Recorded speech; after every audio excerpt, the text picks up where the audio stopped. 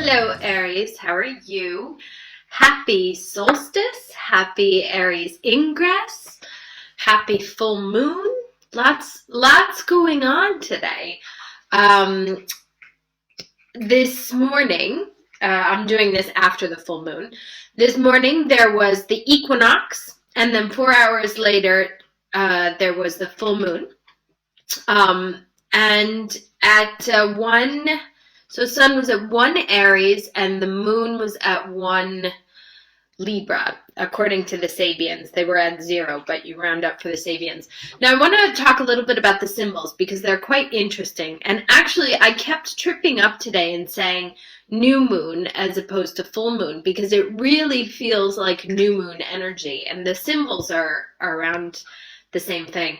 So the Sabian symbol for 1 Libra is a butterfly displays the beauty of its wings, its body impaled by a fine dart. And then for 1 Aries, the symbol is a mermaid emerging from the ocean. So there's 2 really interesting stories, both very tied to nature. And what I found interesting about them was that, a butterfly's natural habitat is to be flying around. And in this case, the story is about the butterfly being in a shop where it can be observed, but you get to see its full beauty. However, that's not its natural habitat.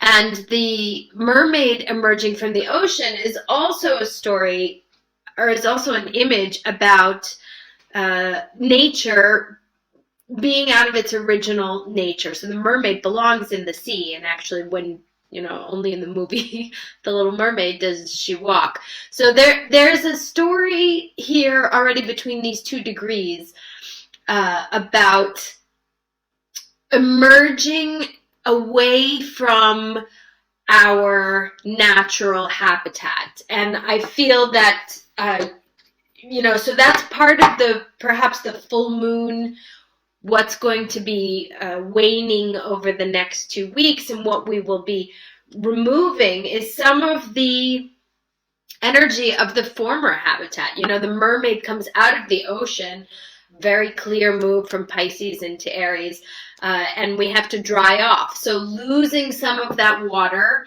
that we've had for a while, and that Pisces season was rough, man. I'm so happy that it's over, and I'm so happy that we're in Aries. I can already feel the difference immediately. So there's something about shifting out of a habitat that you've been in, something that's been natural to you, and being in something different, which may feel uncomfortable at the beginning. It may feel like you're impaled by a fine dart, or you can't walk. May I have cards? 1 card, please, for this full moon reading of 1 Libra, 1 Aries, for my Aries friends. And so over the next couple of weeks between here and the new moon, as we're still in this Pisces Mercury retrograde, that won't be done until the first week in April, and then we'll have another the 28th of March. We'll have another couple of days where all the planets are direct, and then Jupiter goes retrograde. So you have about 5-day window. If you've got any plans, your last-minute plans you're trying to push forward, like business plans, those days are great because you have the power of all of the planets moving forward. 1 card, please, for the full moon reading for my Aries friends.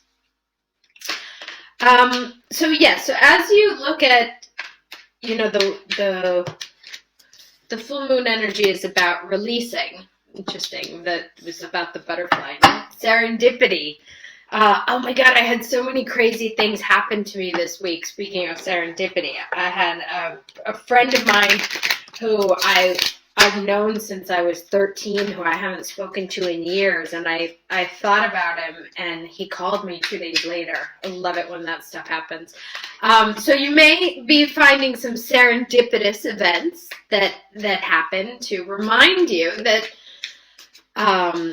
there is purpose, and there is an order to everything. Can I have one card, please, for the full moon reading? I think I said new moon again before.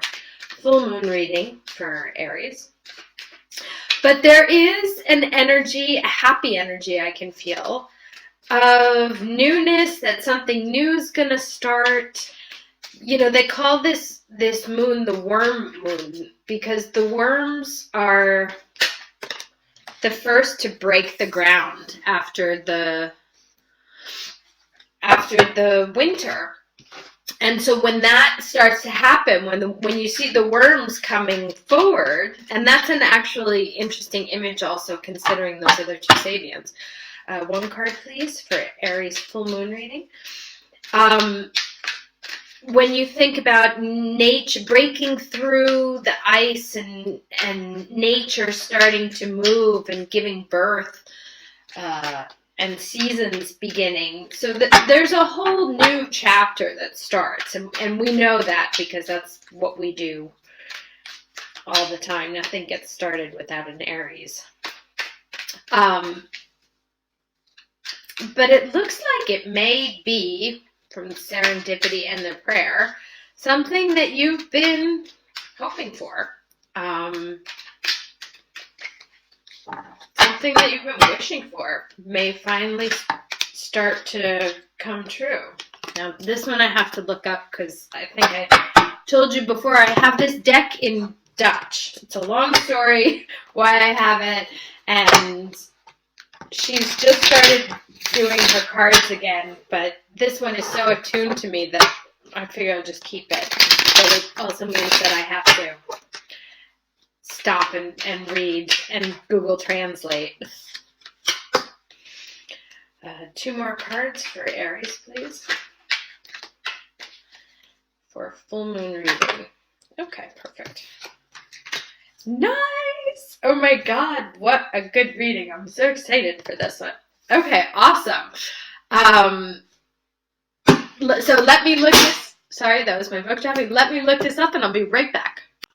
Okay, so seriously, so excited. First of all, crazy because this card right here is the nature card.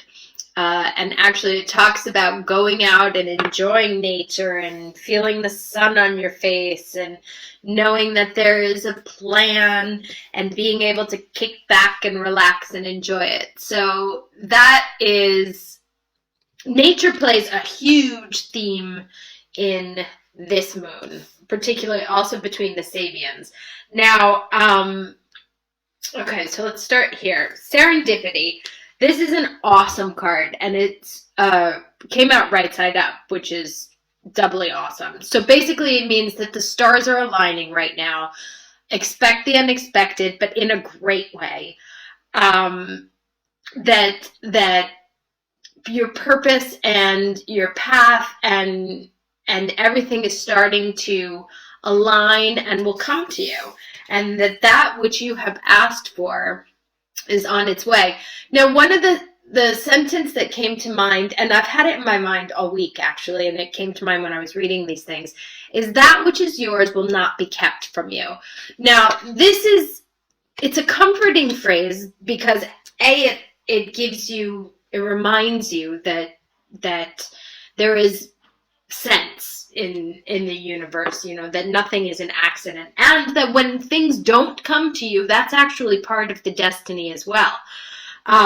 And that you can rest assured, I mean, obviously you have to put the effort in, but what is yours will come to you. And so even if we've been struggling for a very long time, and we have been struggling for a very long time, there is purpose in everything. And that if, you know, that there was something that you learned in that process that brought you to a certain place that enabled you to have an idea about what you wanted to do.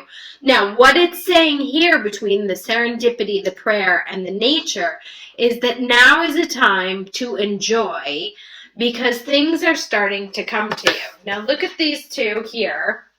I never get these cards together. So, you know, something that is so deep in your heart that you love, person, place, thing, project, whatever, it looks like it's coming in. You know, I hate to get really excited about these things because I hate to bring disappointment. But this set of cards tells one very clear story, particularly in, you know, the cosmos aligning to offer what we wanted. And, you know, she's sitting here. Maybe it's the discernment that we've had over the years, and the willingness to cut out what wasn't necessary, that's allowed exactly what we wanted to be able to come in, and that we are on our path. So it says to the messages, go out and enjoy nature. That's like really just super basic. But to go out and enjoy nature in a way that's almost childlike, you know, think of like lemonade stands and four-leaf clovers, because right now we are blessed with some sort of divine luck, where the card that most everybody gets so excited to see in the deck, the two of them come up at the exact same time, that really something extraordinarily special that just fills our hearts is about to start. And I'm going to do like a salesperson. And when you get the answer you want, you hang up and stop the reading here, because there's no need to go any further. Enjoy these next 2 weeks. Enjoy this. This looks very exciting. And I will talk to you for the weeklies and at the new moon.